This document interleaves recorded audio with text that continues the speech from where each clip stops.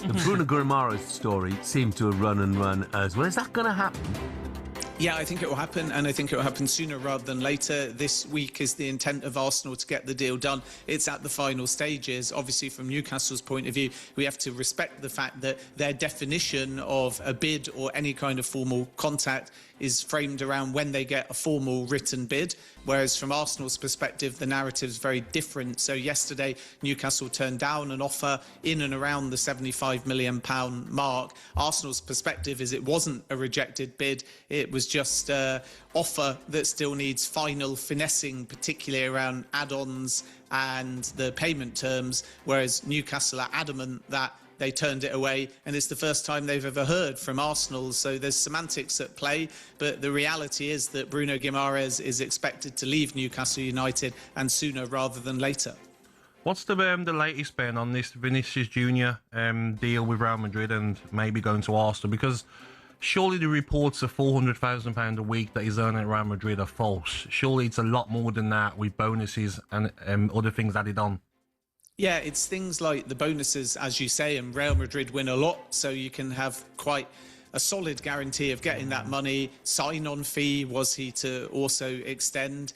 And from Arsenal's point of view, people think they're only being used as the stalking horse or leverage in all of this, and they're sitting around and they're waiting, and then Vini Júnior is going to extend. And of course that might happen because Real Madrid are pushing that he extends now. Otherwise they're going to change their stance and want to sell the player because they don't want him to leave on a free transfer next summer. But this isn't Arsenal waiting. Arsenal made the first move. They've already made their offer to Vini Júnior, and that's at the back of his mind. And now Real are being almost forced to respond now, because if they don't clarify this early, it's going to become a saga through all of August, and then suddenly Jose Mourinho will have a big decision to make with Florentino Perez. Mourinho would like to keep Vini Júnior, but he understands the financial reality. So you've got these two extremes. Vini could agree a new contract renewal this week. That's Real's intent. If it doesn't happen in the next few days, Arsenal will feel very encouraged, and then they might well start formal talks with Real Madrid, because at the moment, all they've done is go to the player side. Well, we thought it'd be on the verge. I was told that his medical was going to be on Monday. That didn't happen. Bruno Guimarães is who I'm talking about. There was then rumours going out yesterday that a bid had been put in from Arsenal and that had been rejected by Newcastle. Listen, as far as I've been told, this deal is going to happen. Bruno Guimarães will sign for Arsenal. Again, there's rumours that that medical could take place now, either today or tomorrow. He was reportedly in Spain yesterday, not to train, but just really to say goodbye to his teammates. And as I said, I'm being told medical either today or tomorrow for Bruno Guimarães, for him to become an Arsenal player. Of course, Arsenal have got a friendly tomorrow over in Ireland. Doubt, he'd be ready to play in that game, but could he be announced, say, for instance, just after that friendly? Because listen, it's obvious that Mikel Arteta is going to get asked loads of questions about that signing. Fabrizio Romano yesterday also saying that he understands this deal is still going to go through. I said it yesterday, we did like a breaking news video on it. And I was just trying to give people an understanding of, again, these type of deals. Bruno Guimarães is Newcastle's captain. He's going. They know he's going. But the optics of this thing is they can't make it look like, it's an easy deal. If it looks that way, how are their fans going to react? They're going to be like, oh, you just made Arsenal just waltz in, bribe Bruno Guimarães on the cheap, our captain, our best player, and that's it. They've got to make it look like this is a tough deal to get done, a bid went in, that we rejected it. Listen, the deal's getting done. Bruno Guimarães will become an Arsenal player, unless he, say, fails a medical.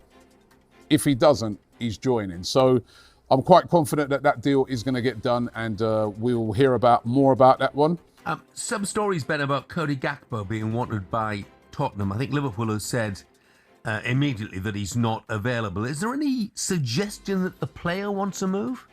Yeah, I think Cody Gakpo might be open to this one, knowing that Liverpool are likely to strengthen in wide areas. Victor Munoz has already arrived as well. And Tottenham wants Savinho and Cody Gakpo, according to my information. Savinho talks ongoing, no issue really agreeing a fee, but then it will go up to board level, and we'll see if Manchester City, particularly Ferran Soriano, block it again as they did last summer, and they'll need a replacement. With Cody Gakpo, I wouldn't say untouchable, but it's probably fair to reflect that Liverpool firmly want to keep. But at the right price, a premium in this inflated market, and with a replacement, they could be persuaded to sell. It's just not going to be a cheap deal for Tottenham if they choose to proceed. What about the latest, Ben, with Amanda Staveley's takeover at West Ham?